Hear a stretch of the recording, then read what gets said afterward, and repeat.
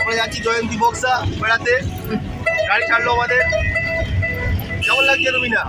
ভীষণ ভালো লাগছে। আগে তো গিয়ে পৌঁছায়, তারপর এখন কেমন লাগছে? ফিডব্যাক করে দেবে।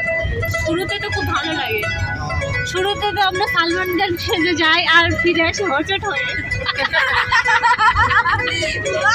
খুব সুন্দর। দেখি তোর যেন পায়খানা না লাগে বাড়ি। আমি ওষুধ খেয়েছি। ও পায়খানা বন্ধ করার?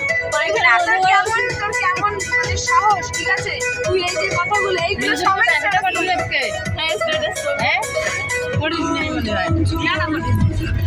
ঠিক আছে, আমি প্লাস্টিক নিয়েছি প্যাকেট, যাদের পায়খানা লাগবে ওই প্যাকেটে পায়খানা করে দেবে।